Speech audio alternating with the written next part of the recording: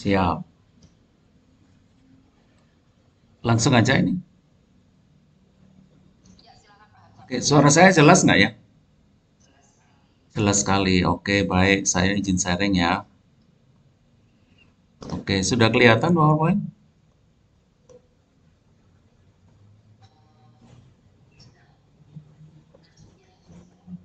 Sudah kelihatan ya? Oke, baik. Eh, ya, ya baik. Sebentar. Bukan begini, tapi sebentar. Ini supaya tampilannya nggak mengganggu. Gimana ya caranya ya? Sebentar, ini tampilan di Zoom-nya. Ya sudah gini aja deh. Oke, baik. Oke, baik. Selamat siang ya, Bu Beta, terus mahasiswa semua. Terima kasih banyak ya atas kesempatan yang diberikan untuk sharing ya tentang analisis data visual gitu. Mungkin saya langsung aja ya. Oh, ini urutannya salah. Harusnya yang ini dulu. Jadi mungkin mahasiswa yang sedang kuliah arsitektur ya punya impian, punya cita-cita. Setelah lulus ya nanti setelah ikut lulus kemudian magang ataupun ikut program PEPAR ya untuk menjadi arsitek, mungkin punya impian bekerja sebagai arsitek dan kemudian sukses ya, kemudian sukses. Bisa dicapai nggak sih benar-benar menjadi sukses itu? Caranya kira-kira bagaimana untuk menjadi sukses sebagai arsitek? Nah, caranya bagaimana ini menurut saya perlu dicari. Nah, mengapa perlu dicari? Karena kalau kita lihat ya, ini saya buka Artsily, sudah kelihatan? Artsily? Udah ya. Ini proyeknya khusus rumah tinggal, kemudian semuanya di Indonesia, ya. Semuanya di Indonesia. Ada sangat banyak arsitek yang desainnya bagus, ya. Desainnya bagus. Ada banyak arsitek yang sukses. Ya, kalau ingin sukses, caranya gimana sih sebenarnya? Kenapa kok mereka bisa punya proyek yang besar-besar kayak begini, yang harganya mahal seperti ini, dan kok bisa gitu ya, desain-desain mereka itu masuk ke Ars Daily lewat kuratornya Ars Daily, kemudian diterima. Apa sih yang membuat apa namanya desain yang dibuat itu ya bisa diterima seperti itu? Nah, kalau kita balik ke sini, sebenarnya gimana sih caranya untuk sukses? Menurut saya, salah satu cara, bukan satu-satunya, yang sederhana adalah punya pengetahuan yang banyak. Ya, punya pengetahuan banyak. Pengetahuan yang banyak itu tidak hanya terkait dengan arsitektur, tapi juga terkait bagaimana sih cara mendapatkan klien. Bagaimana ya cara untuk marketing supaya kemampuan yang dimiliki itu bisa diketahui oleh orang lain. Bagaimana sih cara melayani klien gitu. Jadi sebenarnya mau bekerja sebagai arsitek, mau memasarkan produk arsitektur, ya, mau sukses sebagai arsitek, menurut saya core-nya sama. Yang penting itu sama. Yang penting adalah punya pengetahuan yang banyak, ya. Mengapa punya pengetahuan yang banyak ini penting? Karena pengetahuannya banyak, mengambil keputusan, kinerja dari pengambilan keputusannya akan lebih optimal. Kalau pengetahuannya sedikit, merasa pengambilan keputusannya tepat padahal enggak, ya. Itu yang paling bahaya. Jadi mengambil keputusan yang sebenarnya tidak tepat. Merasa keputusannya tepat, merasa udah pintar, padahal enggak. Bahaya banget yang seperti itu. Jadi Anda kuliah SD, SMP, SMA, kuliah kuliah pun ya, sekolah SD, SMP, SMA, sampai kuliah pun yang dilakukan adalah mengumpulkan pengetahuan. Ya, mengumpulkan pengetahuan. Mengapa pengetahuan itu dikumpulkan? Supaya bisa mengambil keputusan. Kalau kuliahnya di arsitektur, supaya bisa mengambil keputusan-keputusan perencanaan atau perancangan yang tepat sehingga kinerjanya optimal. Kalau kinerjanya optimal, ya kliennya puas, dosennya puas. Kalau dosennya buat nilainya bagus, kalau kliennya puas, dia akan ngomong kemana-mana. Kalau mau bikin rumah, pesanlah ke Nurul Dalila Jenner. Desainnya bagus banget. Saya puas banget dibantu merancang rumah oleh Nurul gitu. Jadi kuncinya adalah pengetahuan. Nah, yang menarik, bagaimana sih cara mengumpulkan pengetahuan itu? Ini terkait banget dengan arsitek. Jadi, cara mengumpulkan pengetahuan, kalau kita lihat, ada beberapa seperti ini. Ya, ada beberapa seperti ini. Sebelum kita masuk ke sini, ini urutannya tadi salah. Agenda yang akan kita lihat adalah metode untuk belajar itu sebenarnya apa saja. Kemudian metode pengumpulan data itu caranya apa saja sih sebenarnya. Kemudian jenis data itu apa saja. Kemudian kita akan fokus analisis data visual. Dan yang terakhir, ini yang penting adalah 4 langkah analisis preseden gitu. Nah, metode belajar ini kenapa penting? Karena akan kita lihat mengapa sih analisis data visual itu penting. Jadi kalau balik lagi ke sini, arsitek sukses atau enggak, profesi apapun sukses atau enggak, mau bisnis apapun sukses atau enggak, sangat tergantung pada pengetahuan yang dimiliki. Ya, sangat tergantung. Nah, kalau arsitek, cara mengumpulkan pengetahuannya bagaimana sih? Biasanya sekolah SD, SMP, SMA, kuliah, cara mengumpulkan pengetahuan yang paling sering digunakan adalah mendengar. Benar nggak? Mendengarkan guru bicara di kelas, mendengarkan Bu Beta bicara di kelas, mendengarkan Prof. Barli, Bu Tutin, Pak Usep bicara di kelas. Jadi cara mengumpulkan pengetahuan yang sering banget dilakukan adalah mendengarkan orang lain bicara. Apakah itu secara formal di kelas ataupun kuliah, ataupun mengikuti pelatihan, atau ikut diskusi, atau ngobrol dengan teman, dengan orang tua, ya. Ngobrol itu ada informasi yang diterima, semakin banyak informasi yang diterima, mungkin banyak yang berguna juga, ya, banyak pengetahuan yang didapatkan. Nah, mendengar ini cara yang paling sering digunakan untuk mengumpulkan pengetahuan. Selain mendengar, yang biasa dilakukan di sekolah adalah membaca, ya, membaca, baca buku, baca majalah, artikel populer, ya, baca tulisan-tulisan di media sosial. Jadi mendengar dan membaca ini yang sering dilakukan di pendidikan formal. Yang menarik, kalau jadi arsitek, nggak cukup belajar dari mendengar dan membaca. Yang sangat penting adalah bagaimana sih menggali pengetahuan dari melihat. Ya, dari melihat. Bagaimana caranya mengumpulkan pengetahuan dari melihat? Mengapa melihat? Karena sudah banyak karya-karya arsitektur yang dibuat oleh orang lain kayak begini, yang bagus-bagus banget. Kita bisa melihat secara tidak langsung, indirect ya, melalui website-website kayak begini, ya, atau yang ini misalnya, yang ini, kita bisa melihat secara tidak langsung seperti ini, bisa juga kita jalan-jalan langsung, ya. Kinerjanya akan berbeda banget. Ya, mahasiswa arsitektur yang akan melancang hotel, nggak pernah lihat hotel, nggak pernah nginep di hotel. Akan beda banget hasil rancangannya dengan mahasiswa arsitektur yang sudah pernah melihat hotel 10. Beda banget. Mengapa? Karena sudah melihat. Kalau lihat ke hotel, posisi entrance itu biasanya ditaruhnya di mana sih? Posisi lobby dibandingkan konfigurasi ruang secara keseluruhan, itu ditaruhnya di mana? Kalau datang langsung ke 10 hotel, udah kebayang, udah otomatis. Apalagi datang ke 20 hotel. Hanya dengan datang, dengan melihat keliling di hotel tersebut, syukur-syukur saja nginep. Kalau sering nginep di hotel, lobi itu posisinya seperti ini. Jalur sirkulasi itu biasanya double loaded. Di sekeliling jalur sirkulasi biasanya ada kamar. Begitu buka pintu kamar, biasanya ada kamar mandi. Kemudian ada bed, ada jendela yang besar. Jadi yang namanya hotel nggak pernah kamar mandi itu nutupin pemandangan. Pemandangan di luar selapang mungkin. Nah, yang seperti ini belajar dengan melihat. Caranya gimana sih belajar dengan melihat itu? Itu yang akan kita bahas kali ini. Ya, belajar dengan melihat, bukan belajar dengan mendengar. Ya, kalau belajar dengan mendengar, datanya kebanyakan data teks. Ada metode juga, metode analisis data teks, supaya kalau kita mendengar orang bicara, kita bisa menangkap pengetahuan sebanyak mungkin. Pada saat membaca, gimana sih caranya menerap pengetahuan sebanyak mungkin?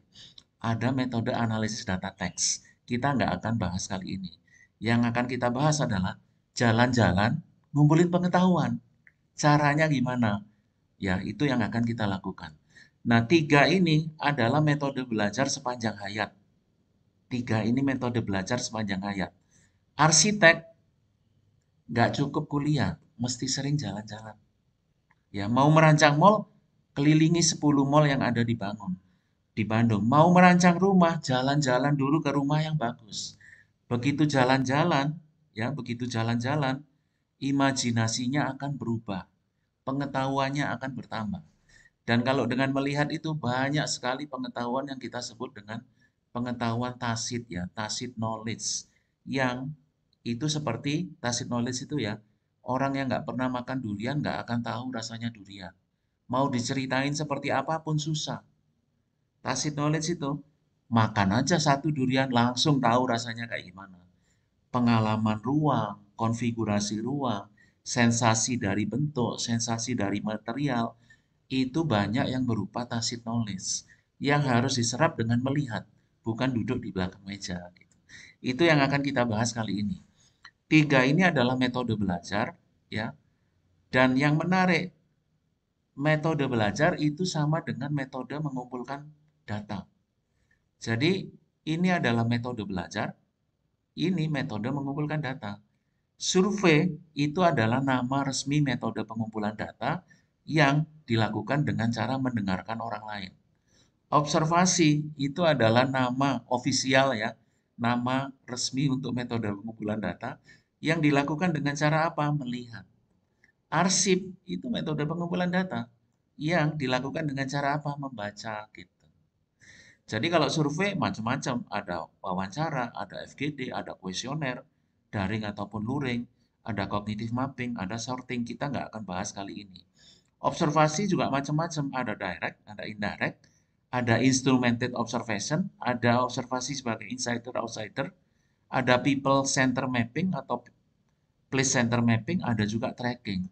Kalau arsip, arsipnya bisa yang cetak, digital, bisa yang ilmiah, bisa yang populer, ya masing-masing punya peran yang berbeda. Bisa yang dari masa kini, bisa masa lalu, bisa arsip yang dibuat oleh institusi pemerintah, lembaga pendidikan, komunitas, ataupun individu. Isinya arsip macam-macam. Ada yang objek, ada yang visual, ada yang teks, ada juga yang numerik gitu kalau arsip. Nah, yang akan kita fokus kita kali ini, bagaimana sih mengumpulkan data dengan cara direct observation atau indirect observation gitu. Nah, kalau survei yang didapatkan data apa? Biasanya data teks atau numerik, ya. Kalau observasi yang didapatkan apa? Kemungkinan besar yang didapatkan adalah data visual. Kalau arsip bisa semuanya, bisa teks, visual, bisa numerik gitu. Nah, metode pengumpulan data yang mana sih yang sebaiknya diajarkan di arsitektur? Kalau menurut saya, metode pengumpulan data yang paling penting dipelajari di S1, program S1 adalah bagaimana cara mengobservasi dan bagaimana cara menggali pengetahuan dari data observasi tersebut dengan proses analisis. Itu yang paling penting. Nah, mengapa paling penting? Karena Anda semua nanti lulus menjadi arsitek. Kalau jadi arsitek, nggak akan menulis artikel di jurnal nasional. Nggak akan menulis penelitian-penelitian yang formal. Arsitek perlu juga melakukan penelitian. Ya, tapi penelitian yang kayak gimana? Penelitian yang kayak gimana yang diperlukan oleh arsitek? Penelitian yang pengumpulan datanya itu adalah data visual. Gimana sih caranya meneliti? Kita mempunyai banyak foto, kita menganalisis data foto tersebut caranya gimana? Ini adalah penelitian yang penting untuk S1 menurut saya. Ya, sangat penting. Kenapa? Dipakai untuk kehidupan sehari-hari juga, dipakai juga nanti kalau praktek sebagai arsitek. Nah, selain kemampuan mengumpulkan dan menganalisis data visual, yang juga penting bagi arsitek menurut saya adalah melakukan mengumpulkan dan menganalisis data teks, ya, bukan yang numerik. Ya, kalau numerik itu yang perlu dilakukan oleh peneliti, ya, seperti Bu Beta. Kalau arsitek yang perlu dilatih itu adalah data visual dikumpulkan, analisisnya gimana, data teks dikumpulkan, analisisnya gimana. Kenapa data teks itu perlu latihan? Karena Anda semua nanti melayani klien. Ada klien. Klien ngomong, ceplas ceplos, ceplas ceplos 1 jam, 2 jam. Apa sih ya sebenarnya keinginan dan kebutuhannya klien? persepsi dan preferensinya bagaimana. Ada metode yang bisa digunakan untuk menganalisis data teks supaya apa? Kalau dengerin klien ngomong, benar-benar nangkep apa yang dia mau dan apa yang dia mau bisa benar-benar diterapkan di dalam desain. Kalau dosen pembimbing ngomong, benar-benar ditangkap itu apa maunya Bu Beta, nanti diterapkan di dalam desain. Jadi, kenapa pengumpulan dan analisis data teks itu sangat perlu bagi arsitek? Karena arsitek melayani orang lain. Kenapa pengumpulan dan analisis data visual penting bagi arsitek? Karena bagi mahasiswa arsitektur juga. Karena arsitek itu merancang objek yang bisa divisualisasi. Ya, visual itu sangat penting. Ya. Nah, caranya gimana sih menganalisis objek secara visual? Itu yang akan kita bahas berikutnya. Jadi fokus kita pada data visual, ya, data visual. Nah, kalau kita lihat objek kayak begini, apa yang bisa kita pahami? Buka majalah, buka Ars Daily, terus lihat objek kayak gini. Wah, bagus ya. Lihat berikutnya, wah denahnya bagus banget. Berikutnya, oh denahnya kayak begini. Berikutnya, ruang-ruangannya dibagi kayak begini. Berikutnya, ya, begitu selesai melihat ini semua, apa yang dipelajari dari bangunan tersebut? Ya, bangunannya bagus. Apa yang kamu pelajari? Ya, pokoknya bangunannya bagus. Nggak bisa seperti itu. Jadi, kalau arsitek melihat bangunan seperti ini, gimana sih caranya menyerap pengetahuan dari sini? Ya, menyerap. Nah, bagaimana caranya menyerap itu? Kita lakukan analisis data visual. Analisis, arti kata yang penting itu apa? Artinya apa sih? Analisis itu mengurai. Ya, analisis itu mengurai. Ya, mengurai. Ya, dan setiap komponen yang diurai kita identifikasi karakteristiknya. Jadi coba bayangkan ya, ada seseorang mau ketemu dengan Hyundai Taskia Tu Nafsi. Mau ketemu dengan Hyundai. Saya mau ketemu dengan Hyundai di stasiun, Pak. Hyundai itu orangnya yang mana ya? Gimana saya bisa menjelaskan? Nggak mungkin saya menjelaskan dengan satu kata, dua kata. Yang saya lakukan adalah, Hyundai itu tingginya sekitar sekian. Postur tubuhnya seperti ini. Pakaiannya biasanya kayak begini. Hyundai menggunakan hijab. Warna kulitnya seperti ini. Matanya seperti ini. Wajahnya seperti artis yang ini. Ya. Kalau kamu lihat pertama kali dijamin akan terpesona. Hyundai nanti kalau bertemu di stasiun yang seperti itu.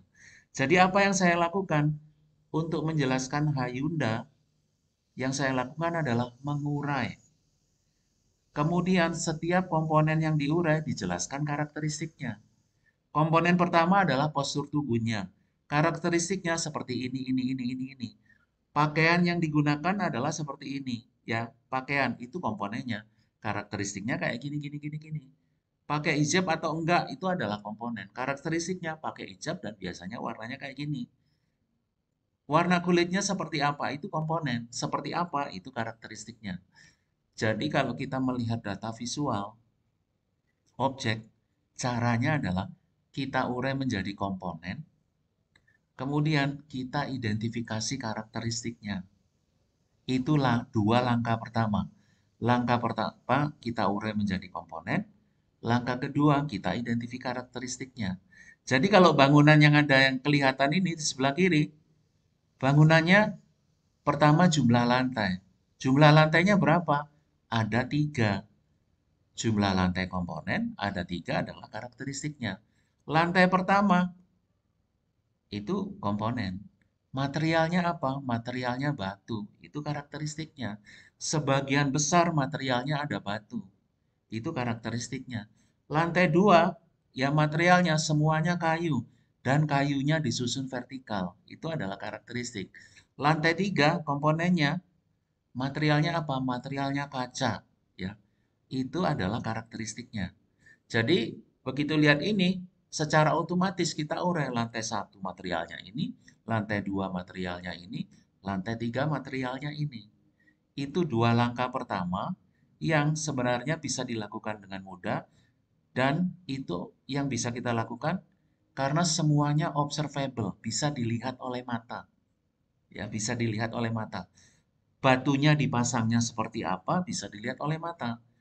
Bajunya menutupi dinding dari kiri ke kanan full, bisa dilihat oleh mata. Batunya bentuknya stripe, ya bisa diamati oleh mata. Gitu.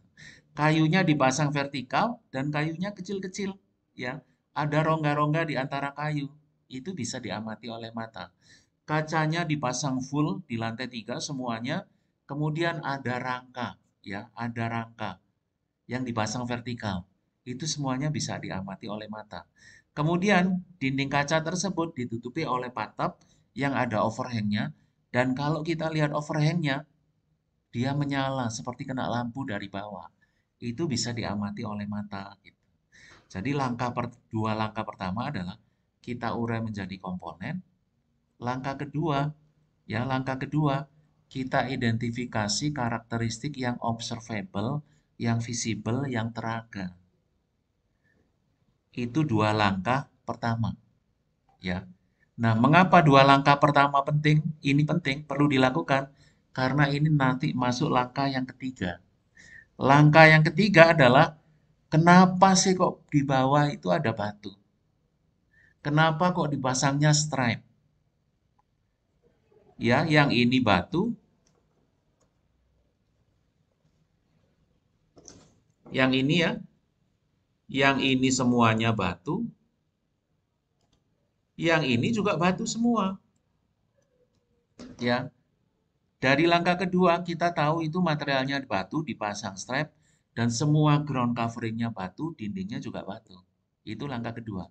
Langkah ketiga adalah, kenapa sih kok dibuat seperti itu? Nah, kenapa dibuat seperti itu? Ya, dibuat seperti itu, nggak ada tertulis di sini. Kecuali kita baca teksnya mungkin ada. Kenapanya itu yang kita lakukan dengan namanya penafsiran. Penafsiran. Why-nya itu adalah penafsiran. Ya, penafsiran. Yang namanya penafsiran belum tentu benar. Ciri khas dari penelitian kualitatif adalah keberadaan penafsiran. Itu ciri khas dari penelitian kualitatif. Mudah-mudahan masih ada di sini ya. Nah, ini agak lompat sedikit. Yang kiri itu adalah ciri khas dari penelitian kualitatif. Yang kanan, ini yang biasa dilakukan Bu Beta, ciri khas dari penelitian kuantitatif. Ciri khas utamanya ada yang namanya penalaran atau penafsiran yang dilakukan oleh peneliti. Karena itu disebutnya kualitatif. Ya, ada penalaran atau penafsiran oleh peneliti. Ada data teks, ini maksudnya apa? Ditafsirkan. Ada data visual, itu maksudnya apa? Ditafsirkan. Itu adalah ciri khas dari penelitian kualitatif. Gitu. Jadi kalau kita lihat di atas ini, kenapa sih batu ada di bawah? Menurut Hayunda kenapa?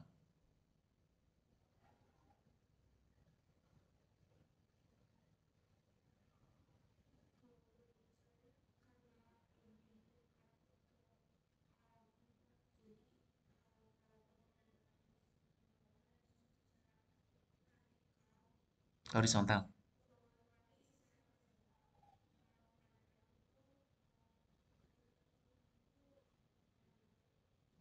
Ya, terlihat rumahnya lebih panjang. Ya, kemudian dekat ke alam. Ya, kalau menurut Nurul kenapa batu di bawah?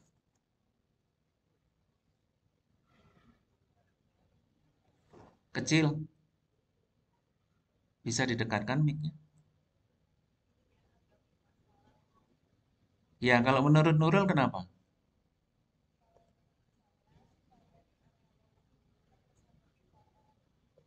Ya, terkesan lebih kokoh. Ya, ada yang lain?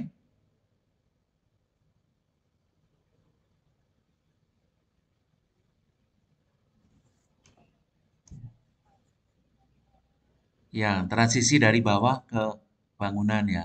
Oke. Kalau menurut Hilmi,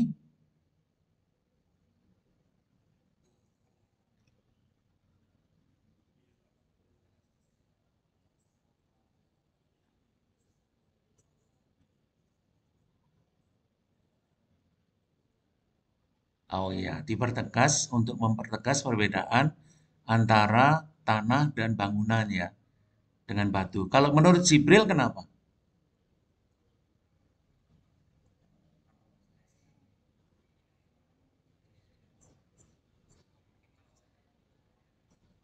Ya, ya, ya, oke, baik. Ya. Nah, yang seperti itu kita sebutnya penafsiran. Ya, penafsiran. Ya, jadi tadi apa namanya?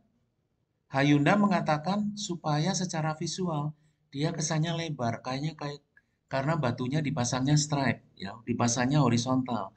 Jadi bangunannya nggak kelihatan kecil, kesannya panjang secara visual.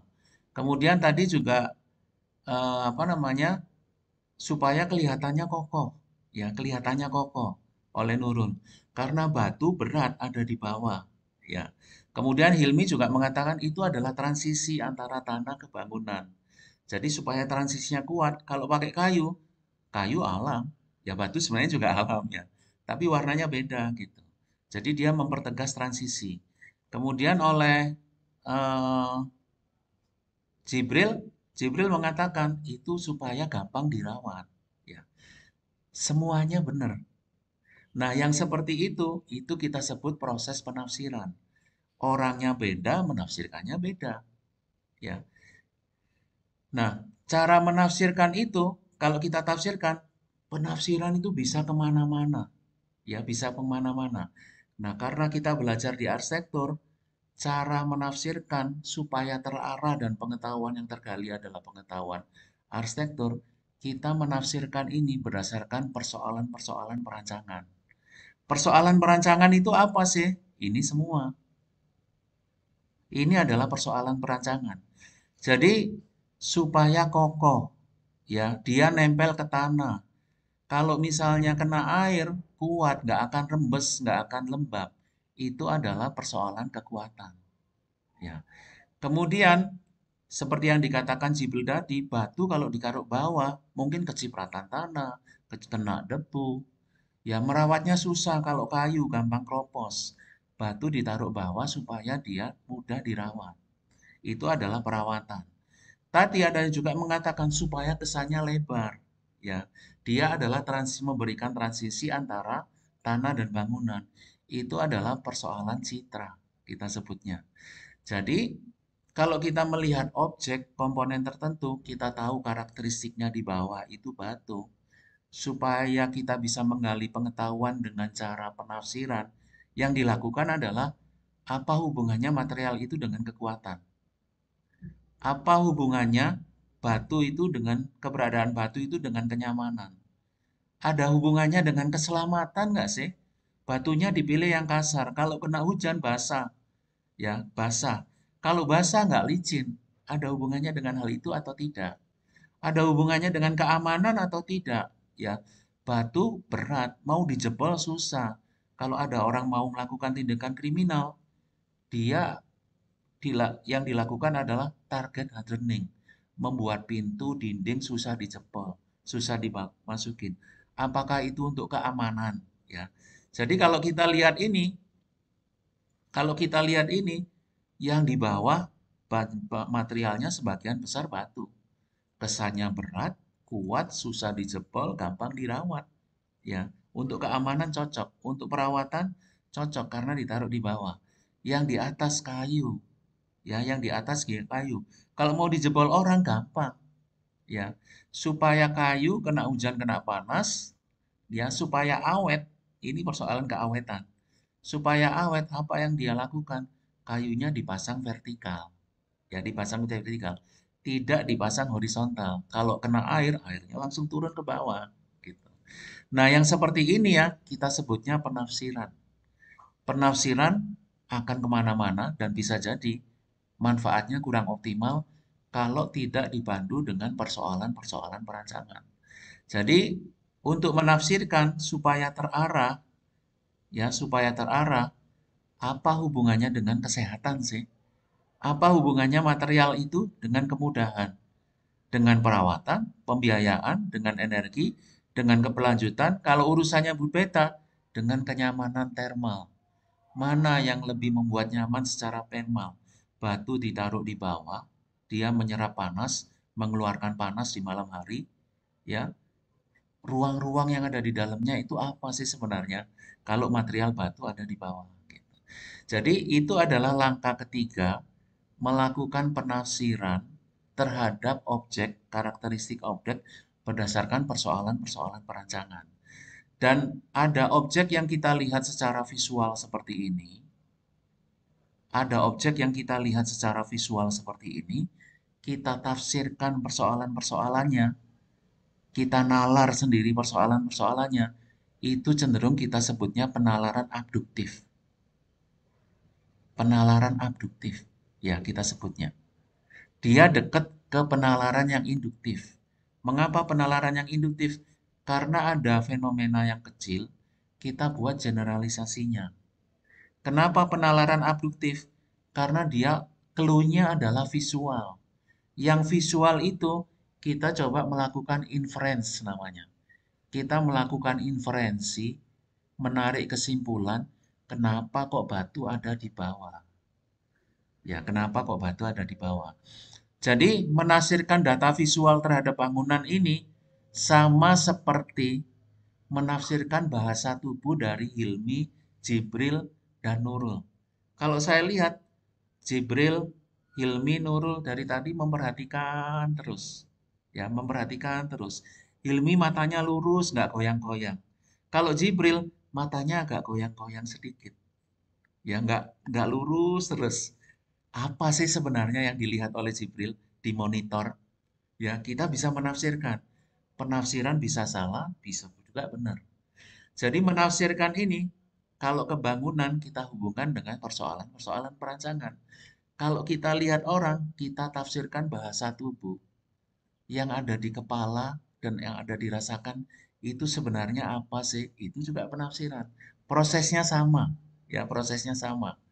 Kemudian kalau kita lihat ini, yang di atas banget itu kaca.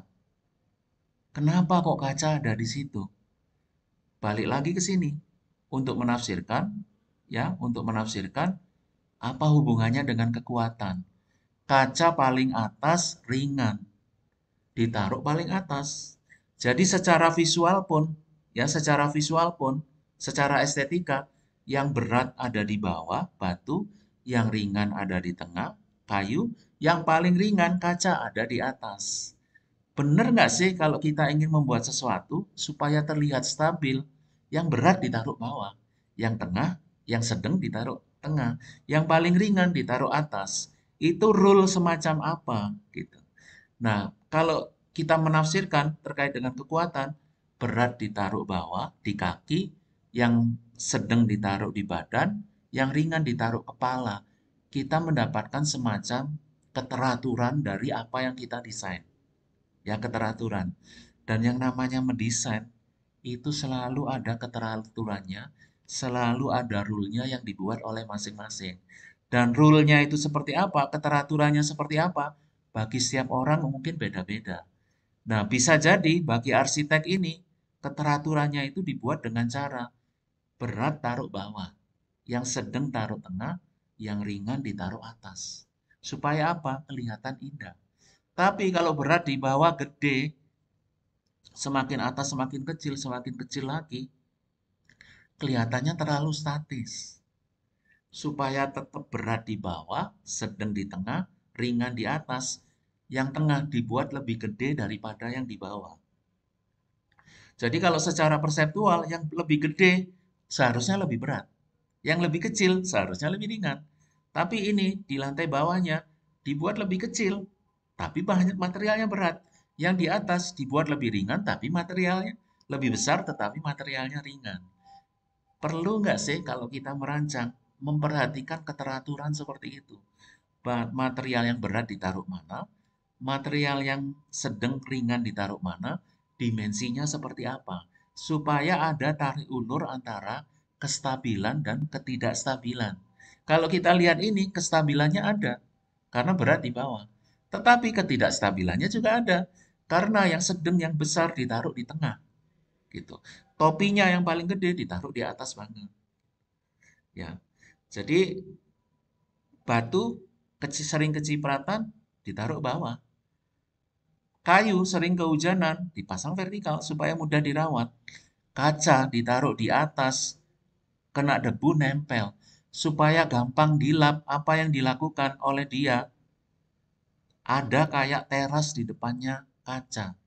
Jadi orang bisa jalan ke sini untuk ngelap. Nggak perlu nyewa gondola, nggak perlu nyewa apa namanya, yang untuk naik ke bangunan tinggi itu, untuk mengelap kaca, ya. Jadi dia sengaja buat lantai atasnya itu kaca semua dan ada tempat untuk merawat. Perawatan itu persoalan yang sangat penting yang disampaikan oleh Jibril lagi. Gedung kami di gedung arsitektur ya, di tempat kami. Begitu talang air yang di lantai 5 rusak, memperbaiki talang 50 juta habis. Untuk apa? Bukan memperbaiki talangnya, untuk nyewa besi-besi yang supaya bisa naik ke atas. Salah desain. Ya salah desain. Dan kalau kita lihat ini, Anda jangan salah desain. Supaya nggak salah desain, kalau ada fasad pelingkup yang perlu dilap, dibersihkan, jangan buat dia susah untuk dilap. Mesti buat akses orang bisa datang ke sana. Gitu. Nah, yang seperti ini ya, Anda bisa membuat narasi yang sangat panjang. Narasi yang sangat panjang dari objek. Narasi yang sangat panjang itu berisi pengetahuan yang bisa digunakan oleh diri sendiri, bisa disampaikan untuk ke orang lain, ya, bisa dibaca oleh orang lain, yang isinya adalah persoalan-persoalan perancangan yang relevan dengan bangunan ini. Persoalan-persoalan tersebut, ya, hasil penafsiran hasil penafsiran. Nah, kalau mahasiswa S1 kuliah sering melakukan tugas-tugas yang kayak gini. Visual ditafsirkan, penalarannya abduktif. Visual ditafsirkan, penalarannya abduktif. Di tahap awal mungkin susah, ya mungkin susah. Maksudnya gimana sih? Ini persoalannya mana yang relevan? Mungkin susah. Tapi kalau saya lihat barusan cepet kan, Nurul, Hilmi, terus Jibril menyampaikannya cepet. Ya, kalau ini sering dilatih, nanti begitu datang ke hotel pertama, langsung itu penafsirannya banyak di dalam kepala, penalarannya banyak di dalam kepala. Datang ke hotel ini, entrance-nya kenapa sih kok di sebelah sini? Langsung persoalan satu, persoalan dua, persoalan tiga, persoalan empat, persoalan 5. Nanti lihat posisi dari jalur sirkulasinya. Langsung persoalan perawatan, keselamatan, keamanan, ya kenyamanan termal, kekuatan, privasi, teritori, fleksibilitas. Semuanya terlintas di dalam kepala secara otomatis. Karena apa? Karena sering latihan penalaran abduktif. Ya. Jadi penalaran abduktif ini harus sering dilatih. Caranya adalah dilatih secara eksplisit dengan cara ada tugas-tugas yang harus ditulis. Ini objeknya satu kayak begini, coba bikin narasinya. Narasinya bisa panjang banget. Bener nggak? Narasinya bisa panjang banget. Ini contoh tugas yang dilakukan oleh mahasiswa. Ya, mereka mengamati jendela, bukan bangunan secara utuh untuk latihan, hanya jendela saja. Untuk jendela itu bisa nulis macam-macam, ya, bisa nulis macam-macam. Bisa menulis panjang. Mengapa bisa menulis panjang? Tulisannya ada yang terkait dengan pencahayaannya bagaimana, penghawaannya seperti apa, pemandangan ke arah luar bagaimana, keterbukaannya kayak gimana, keterlihatan dari jendela itu seperti apa, pengawasannya itu seperti apa, kekuatan desain. Untuk komponen jendela, ada persoalan-persoalan yang seperti ini yang bisa digunakan untuk menilai jendela, yang bisa yang perlu juga dipikirkan oleh arsitek pada saat merancang jendela. Kalau latihan seperti ini sering Anda lakukan, nanti otomatis. Nanti kalau saya merancang jendela, saya harus mikirin pencahayaannya, penghawaannya, pemandangan keluar, keterbukaannya ya, sejauh mana dari dalam bisa keluar, keterlihatan, sejauh mana yang dari luar bisa melihat ke dalam, pengawasan, sejauh mana kita berada di jendela bisa lihat. Oh itu ada Pak Doni, Bu Beta lagi lewat depan rumah itu ngapain ya? Surveillance untuk keamanan. Kekuatannya kita bisa pikirkan, secara visual juga bisa dipikirkan. Ya ini juga contoh yang lain ya tentang kafe. ya tentang kafe. Mahasiswa bisa diminta datang ke kafe, kemudian menilai, ya melakukan penilaian. Narasinya bisa sangat panjang. Kenapa narasinya bisa sangat panjang?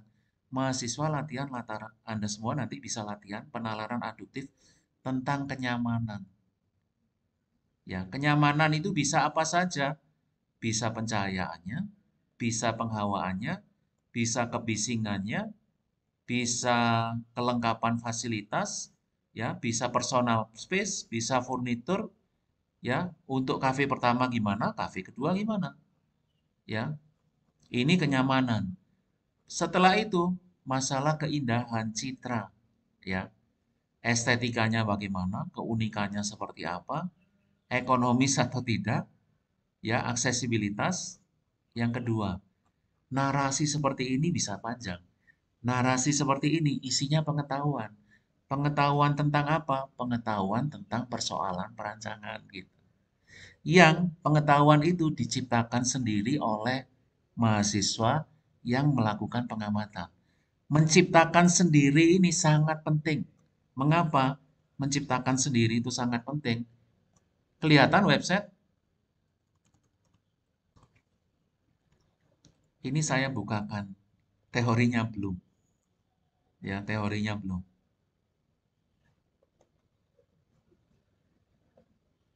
Saya bukakan salah satu ya. Ya, atau yang kanan aja. Yang kanan coba dilihat. Ya, yang kanan. Sekolah, kuliah paling tidak efektif kalau hanya remember. Dia lebih baik kalau kuliah itu understand. Lebih baik lagi apply, merancang. Ya. Lebih baik lagi dia mengajarkan bagaimana sih cara menganalisis data visual, data teks. Mahasiswa tahu bagaimana menilai sesuatu. Kemudian mengevaluasi hasil analisis tadi mana yang baik, mana yang buruk. Setelah itu create. Create-nya apa? Meng-create pengetahuan. Begitu levelnya udah sampai ke create, evaluate, analyze, apply, understand, remember itu secara otomatis ya, secara otomatis akan terjadi. Akan terjadi gitu. Jadi rekomendasi untuk teman-teman mahasiswa lihat objek, bikin tulisan tentang objek tersebut. Rekomendasi untuk teman-teman dosen, bikin tugas yang menganalisis data visual, ya, dan latihan penalaran aduktif. Mahasiswa diminta menceritakan karakteristik tertentu berada di situ itu karena persoalan apa sih? Menafsirkan sendiri. Menafsirkan dan mengcreate pengetahuan ini paling topnya dari Bloom taksonomi. Benar atau enggak? Ini bahan diskusi, belum tentu benar apa yang saya sampaikan. Ya. Nah, jadi kalau kita ringkas cara menganalisis preseden, ya, secara visual ada 3-4 langkah seperti ini. Langkah pertama mengurai dan mengidentifikasi karakteristik yang tadi.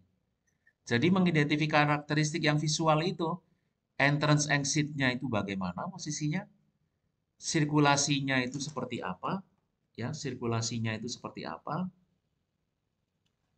ya sirkulasinya itu seperti apa, konfigurasinya kayak gimana, ruangnya seperti apa, kita lihat dena, kita datangi bangunannya, kita lihat konfigurasinya. Kenapa sih kok dibuat seperti itu? Itu yang nomor 3. Dan nomor 3 ini terkait dengan persoalan-persoalan perancangan gitu. Dan persoalan menafsirkan persoalan perancangan ini, kalau kita lihat tadi, yang ditafsirkan Nurul, Hilmi, Jibril, ya kemudian Hayunda, beda-beda semua kan, beda-beda semua kan. Penafsiran itu akan lebih akurat kalau ada dukungan tim. Dan Nurul, Hilmi, Jibril, Hayunda sering baca. Karena kalau pengetahuan semakin banyak, menafsirkannya akan semakin kaya. Kalau menafsirkannya semakin kaya, ya, kalau menafsirkannya semakin kaya, nanti membuat tulisan-tulisan semacam ini akan gampang banget. Ya, gampang banget. Dan tulisan-tulisan kayak gini, artikel populer cukup kayaknya Bu Beta kalau untuk mahasiswa S1. Nggak perlu diminta untuk menulis jurnal nasional. Ya, karena akan menjadi arsitek, bukan untuk menjadi peneliti. Kalau S2, S3 jadi peneliti, cocok untuk penelitian yang memang formal. Tapi untuk S1 karena ingin jadi arsitek, kemampuan penelitian yang perlu dilatih itu adalah mengumpulkan menganalisis data visual dan mengumpulkan menganalisis data teks gitu. Jadi kalau kita balik ke sini, yang nomor 3 tadi sudah kita bahas. Nah, yang terakhir adalah, dan ini perlu dipahami oleh arsitek adalah, bangunannya dibuat seperti itu dia merespon tapak seperti apa sih? Merespon konteks seperti apa? Merespon pengguna seperti apa? Narasinya juga bisa panjang. Jadi kalau kita lihat ini ya, kenapa sih kok bangunannya dibuat seperti ini, jendelanya keliling kayak gitu, batunya kayak begitu, kayunya kayak begitu. Apa hubungannya dengan tapaknya dia? Jadi kalau kita lihat gambar di sebelah kiri, kelihatannya datar. Tapi kalau kita lihat gambar di sebelah kanan, ya, sepertinya dia berada di lahan berkontur, ya. Kalau kita lihat gambar yang ini, yang paling kiri ya, yang paling kiri kita lihat dia berkontur dan dia punya pemandangan yang indah. Punya pemandangan yang indah. Pemandangan yang indah itu bisa dinikmati semaksimal mungkin dengan apa? Dengan jendela-jendela kaca yang besar di atas. Kalau batu semua di lantai paling atas, pemandangannya malah ketutupan. Jadi supaya pemandangan yang indah itu bisa dinikmati semaksimal mungkin, dia buat yang kita sebutnya dengan prospek. Ya, prospek.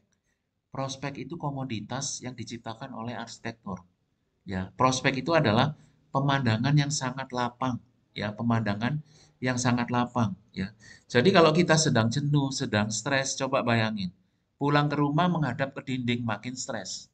Tapi begitu pergi ke suatu tempat, ada pemandangan yang lapang gini, stresnya langsung hilang. Benar nggak?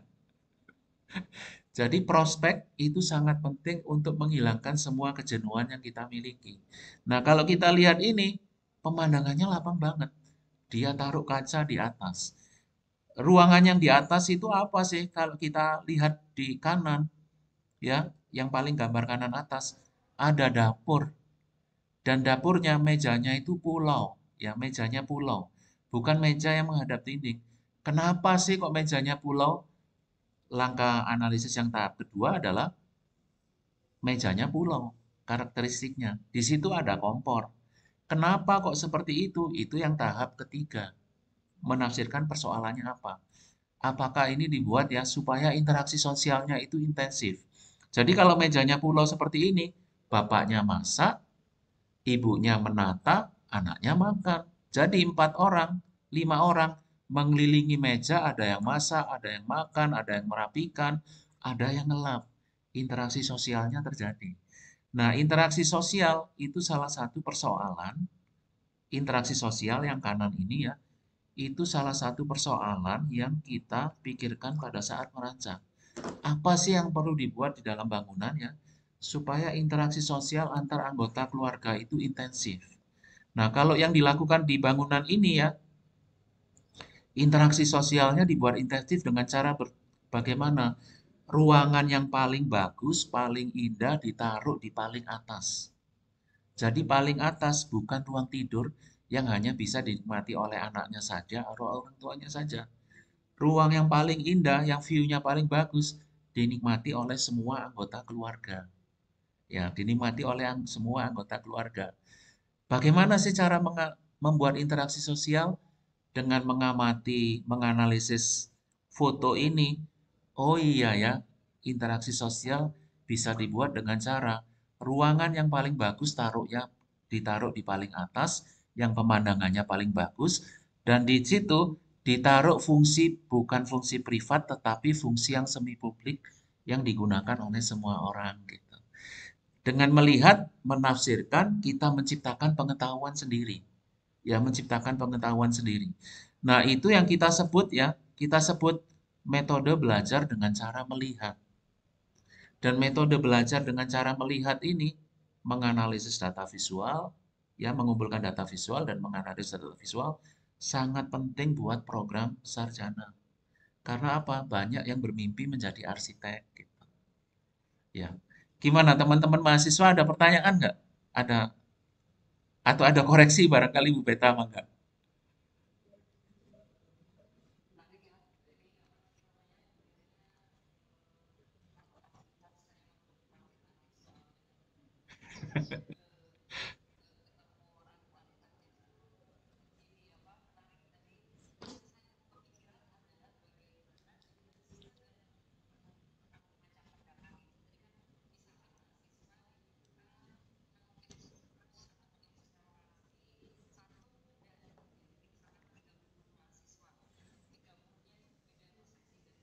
Ya.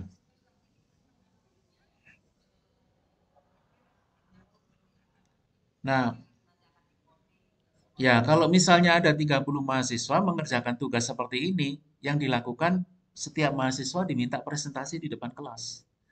Jadi kalau diminta presentasi di depan kelas, yang terjadi adalah, oh ini mahasiswa, ya misalnya Fadil menafsirkannya kayak begitu ya. Saya dapat pengetahuan baru dari Fadil. Citra Lestari menafsirkannya kayak begitu ya. Saya jadi tahu, jadi paham perspektifnya Citra Lestari. Kalau Dea Safarina melihat cara melihatnya kayak begitu ya, saya jadi paham perspektifnya Dea gitu. Nah, memang kalau kualitatif ya, karena sifatnya eksploratif, sangat kaya sekali pembahasannya. Kemungkinan penafsirannya sangat kaya, dan kekayaan itu ditularkan ke satu sama lain dengan peer learning. Saling mendengarkan, saling cerita. Oh iya ya, saya bisa mengerti ini, saya bisa mengerti ini, saya bisa mengerti ini gitu. Dan peer learning itu sebenarnya selain juga saling belajar antar mahasiswa juga apa namanya untuk kalibrasi penafsirannya akurat atau tidak gitu. Bukan benar salah, akurat atau tidak. Ada penalaran abduktif logika yang perlu dikoreksi atau tidak gitu. Dan itu menurut saya proses yang sangat penting bagi arsitek ya. Karena melihat, menafsirkan, mengcreate pengetahuan sendiri. Ya, dan itu kemungkinannya macam-macam. Jadi mungkin bukan benar salah, tetapi kekayaan wawasan, kekayaan perspektif, keragaman penafsiran, itu yang nanti jadi menarik gitu.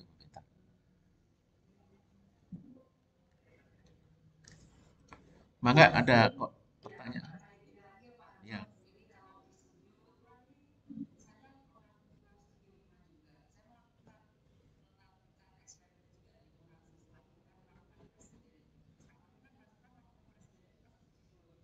ya, ya,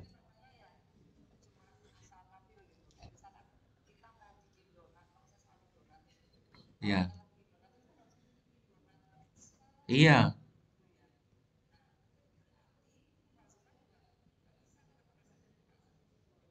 iya, Bu. Iya,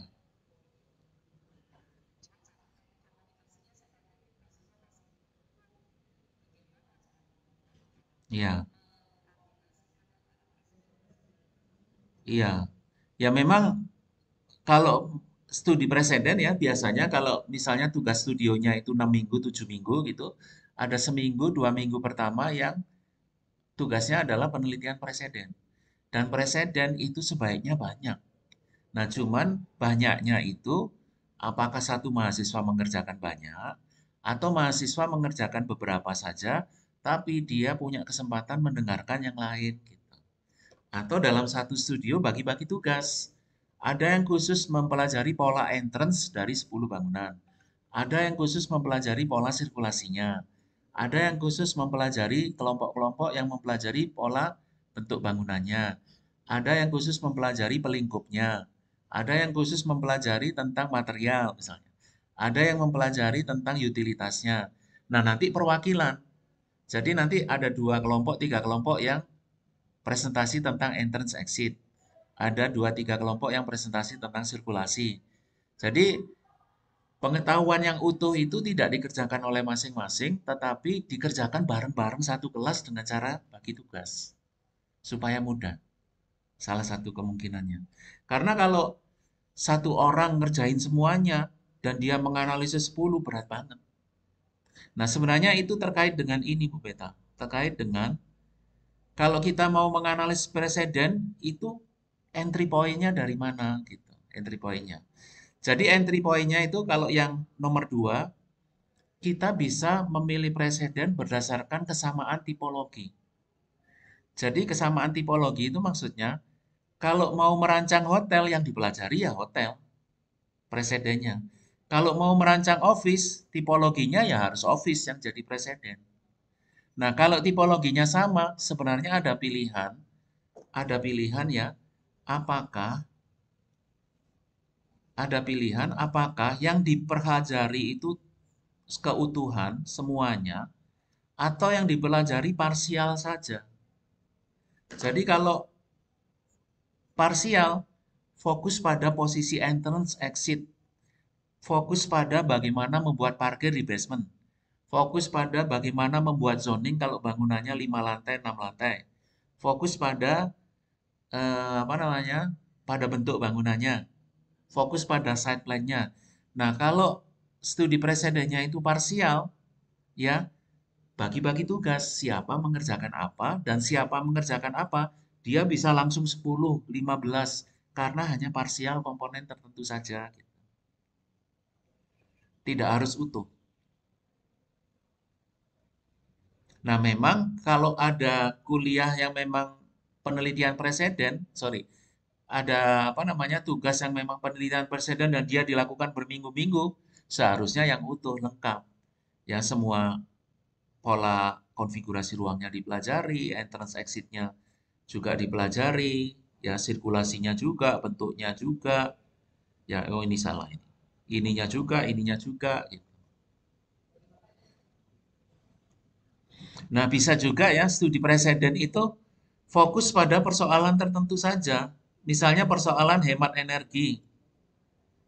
Nah, kalau fokus pada persoalan tertentu, mau tipologinya office nggak apa-apa, yang penting hemat energi. Mau hotel nggak apa-apa, yang penting hemat energi. Rumah juga nggak apa-apa, yang penting hemat energi. Jadi hemat energi itu polanya gimana sih? Jadi fokus pada persoalan tertentu saja kayak gitu juga bisa.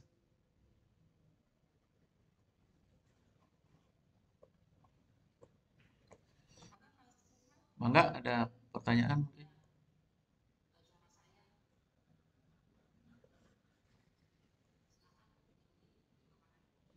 Ya, ya, ya,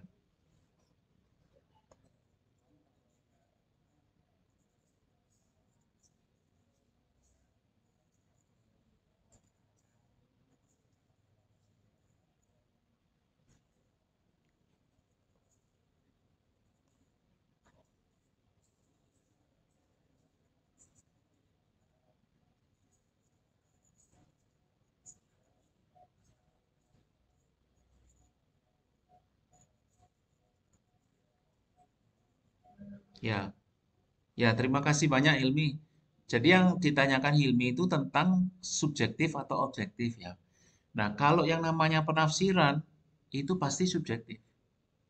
Tetapi yang namanya subjektif antara banyak orang itu belum tentu beda sama sekali gitu. Jadi meskipun subjektif, ada subjektif yang kolektif dan bisa diterima oleh orang lain. Itu subjektif.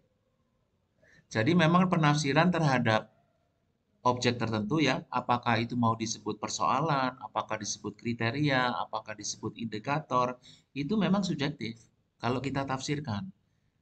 Bukan berarti kalau subjektif salah. Yang penting adalah kalau dia subjektif, bagaimana itu disampaikan ke orang lain dan orang lain bisa menerima gitu. Karena perspektifnya kan beda-beda. Nah, kalau yang objektif itu yang memang nggak tergantung pada orang. Jadi misalnya ya, bangunannya 3 lantai. Siapapun yang melihat 3 lantai. Bagian bawahnya batu, siapapun yang melihat batu pasti. Bagian tengahnya kayu dan dipasang vertikal, siapapun yang melihat kayu. Jadi kalau yang observable, yang visible, yang bisa diukur itu semuanya cenderung objektif.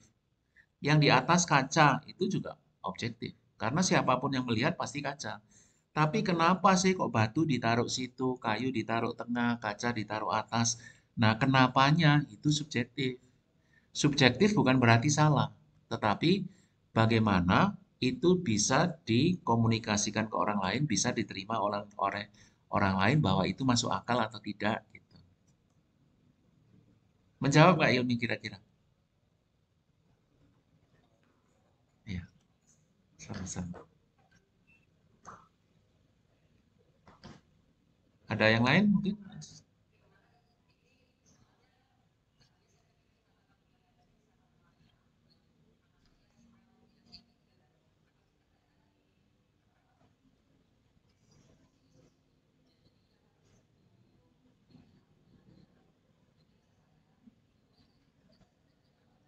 Oh,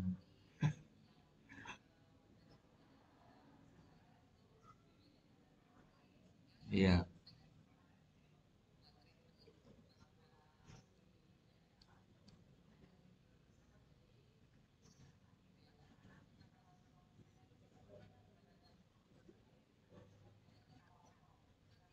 iya,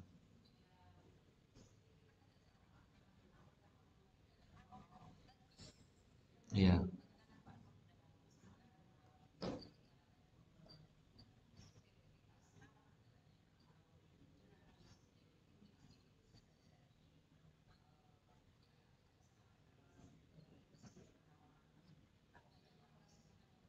iya, iya, iya, iya, iya, iya, iya,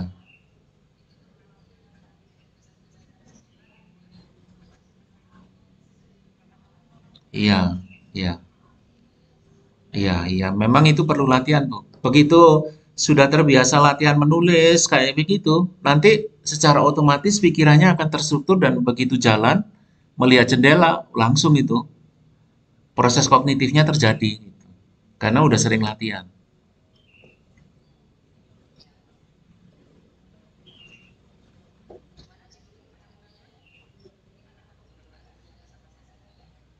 Iya,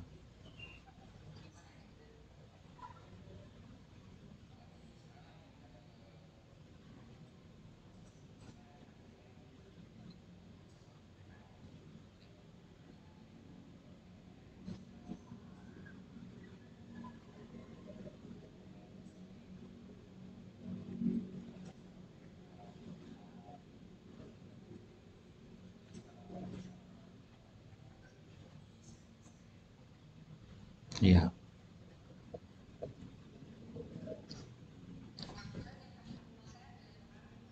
Mm.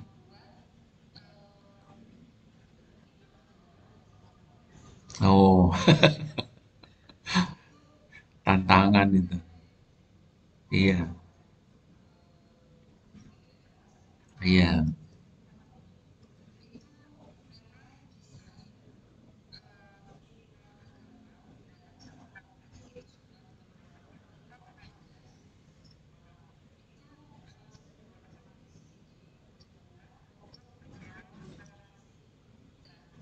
iya.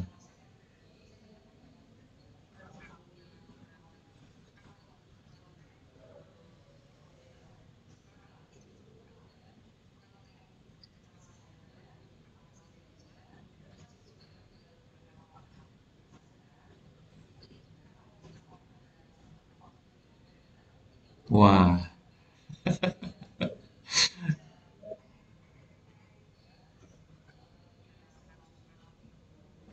azan. Iya,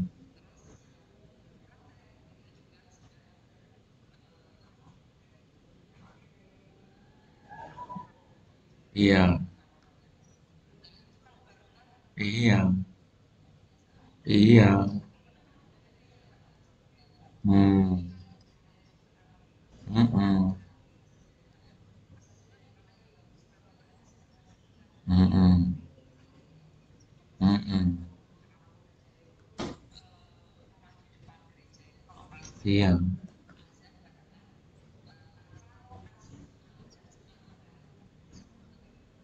heeh.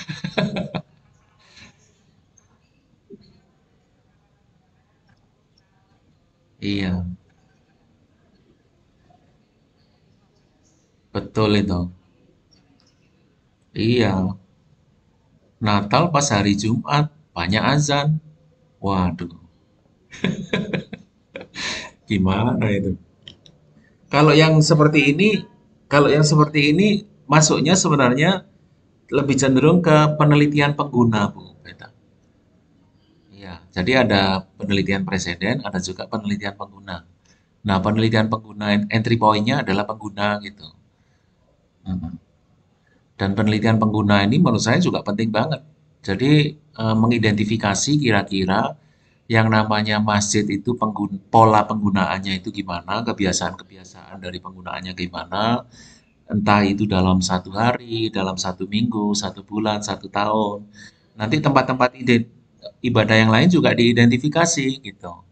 Nah, kalau sudah teridentifikasi, bagaimana sih menata misalnya jalur entrance exit, sirkulasi, supaya kalau ada kegiatan yang kebetulan bersamaan, itu nggak ada yang sampai terganggu. Gitu. Nah, itu kegiatan bersamaan itu yang mana sih kemungkinan munculnya akan diketahui setelah melakukan penelitian tentang kebiasaan pengguna masing-masing tempat ibadah. Jadi semacam membuat apa namanya? Semacam membuat ini ya, mengidentifikasi pola kebiasaan sebenarnya kita sebutnya. Jadi karena diulang-ulang dilakukan oleh banyak orang kan itu, pola kebiasaan dari ibadah di setiap jenis apa namanya fasilitas keagamaan itu. Nah penelitian pengguna ini juga menarik ini. Dia agak berbeda dengan penelitian preseden polanya. Apakah penelitian pengguna bisa dilakukan dengan observasi? Cuman kalau observasi kita mau tahu ibadah yang terjadi di kelenteng selama 1 tahun, observasinya mesti 1 tahun. Jadi mungkin yang lebih efektif kalau penelitian pengguna itu tidak hanya observasi tetapi juga survei, wawancara. Jadi supaya kita tahu kegiatan ibadah dalam harian, mingguan, bulanan, tahunan, kita wawancara umatnya. Hari apa, jam berapa, kalau mingguan gimana, bulanan gimana, tahunan gimana. Nanti ada membuat semacam daftar ya, daftar dari ibadah sesuai dengan waktu tersebut gitu. Untuk dibandingkan antara 5 tempat ibadah yang berbeda.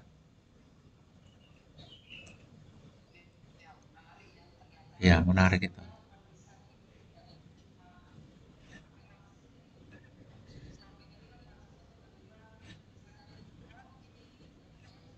Ya, iya. Nah, prosesnya bagaimana supaya proses mendesain itu tidak terlalu subjektif, tidak terlalu opini, itu yang akan dibahas di workshopnya yang akan diselenggarakan itu, Bu Beta. Ini promosi ini.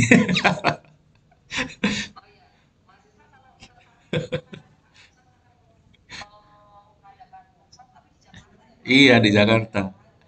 Iya, itu iya Bu. Ini waktu itu disepakati ya kita workshop luring dulu gitu. Supaya interaksinya itu bisa cepet gitu. Jadi iya emang nggak Bu.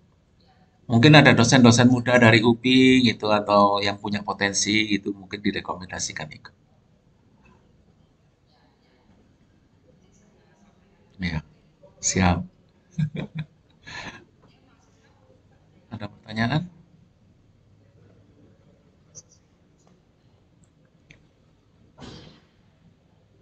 Sira, Sira Insani ada pertanyaan? Ada yang belum jelas? Oh iya, kursi. Oke, Fadil gimana Fadil? Ada koreksi mungkin?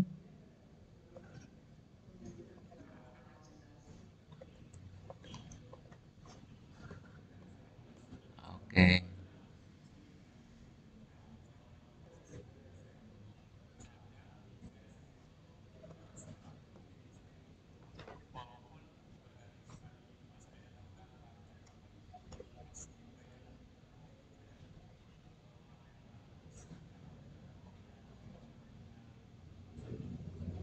Hmm. Nah, yang seperti itu ya bisa jadi Fadil merasa sudah melakukan kajian preseden, tetapi mungkin kurang Fadil. Jadi kalau melakukan kajian preseden, jumlahnya perlu cukup sehingga ya sehingga Pola dari setiap komponen yang akan dirancang itu dipahami gitu. Jadi misalnya kalau tipologi tertentu dibuat, yang sedang dirancang apa sekarang?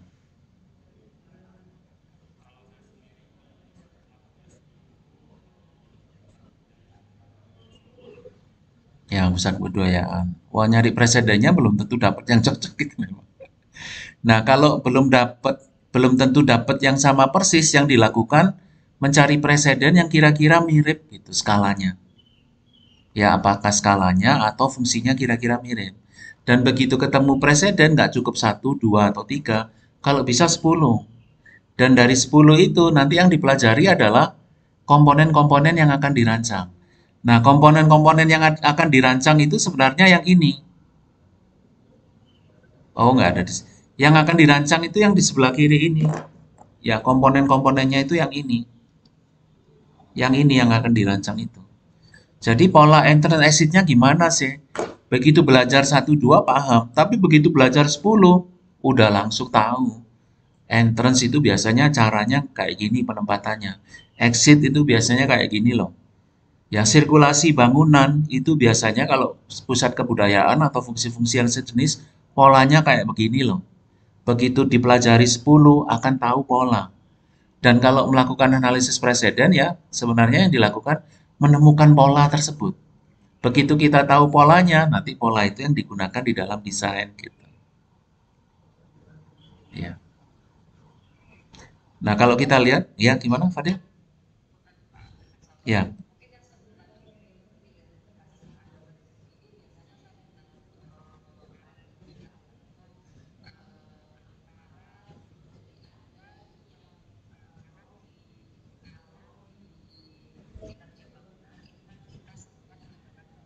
Oh ya.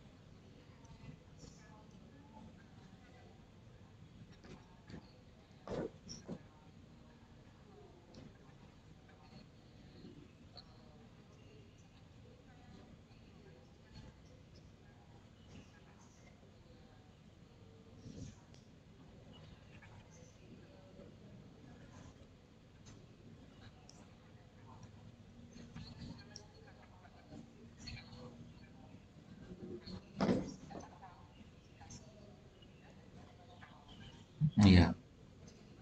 Iya. Kalau keandalan biasanya terkait dengan ini ya Bu Beta ya. Keandalan bangunan itu kalau nggak salah ini dan ini ya. Iya. Mm-mm. Iya. Mm-mm.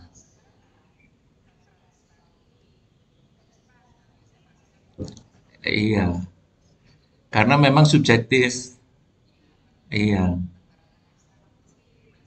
Iya.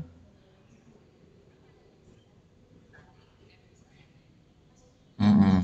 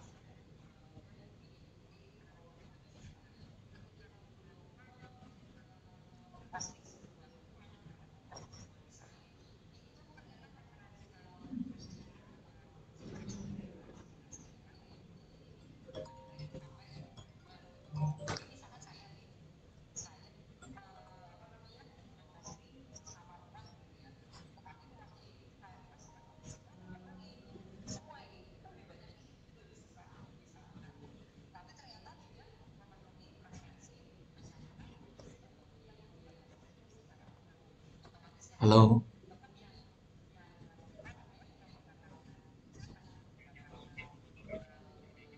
hai. Oh, hai. Ke alamat mana ya kalau menurut Dora ya? Budinator ya? Oke, hai.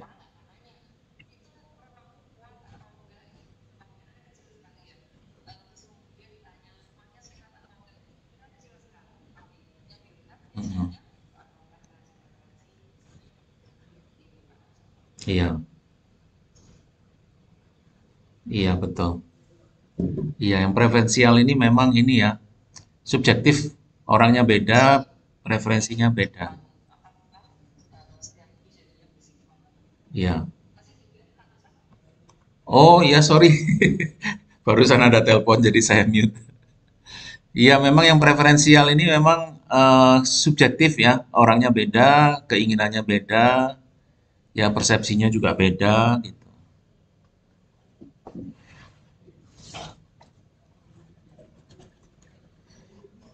Ya. Ada lagi Bu Beta atau mahasiswa?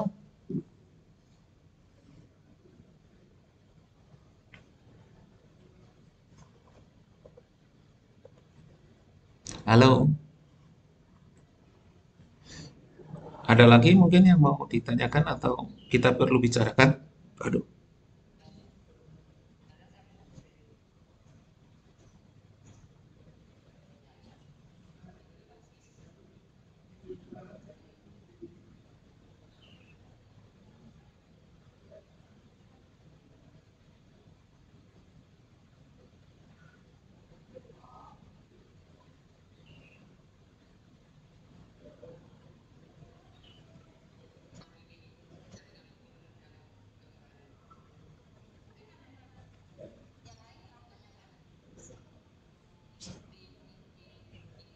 Ya,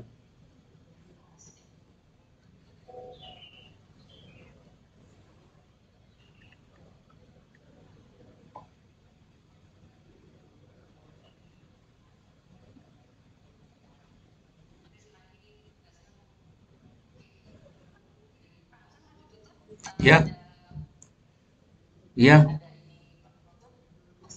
ya. Jadi pesan terakhir ini ya, apa namanya yang ini tadi. Jadi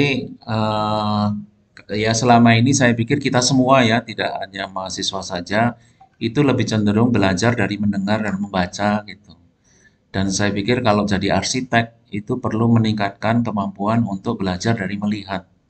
Dan supaya bisa menyerap banyak pengetahuan dari belajar dengan melihat itu adalah menganalisis objek-objek yang dilihat dan dianalisisnya itu dihubungkan dengan persoalan-persoalan perancangan dan kenapa sih objek itu berada di situ, apa hubungannya, bagaimana dia merespon tapak, merespon konteks, merespon pengguna gitu.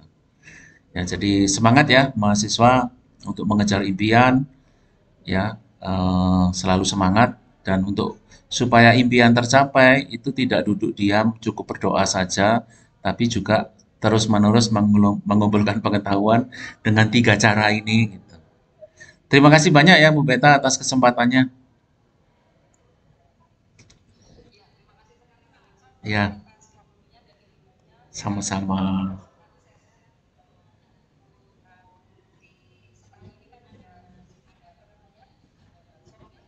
Ya, iya Bu. Ya, iya. Iya, nanti nanti mahasiswa yang ikut bisa minta bantuan dana ke Bu Beta.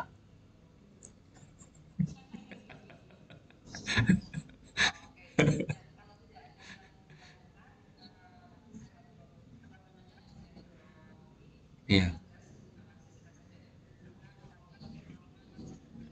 iya. Ya, kita foto bersama dulu, Bu Beta. Ya, ya, ya, gitu dong. Nurul udah dandan itu kayaknya Nurul. Oh, oh gitu ya. Siap, siap. Oh ya, wow, luar biasa, luar biasa, luar biasa. Oke, yuk menyalakan video semuanya.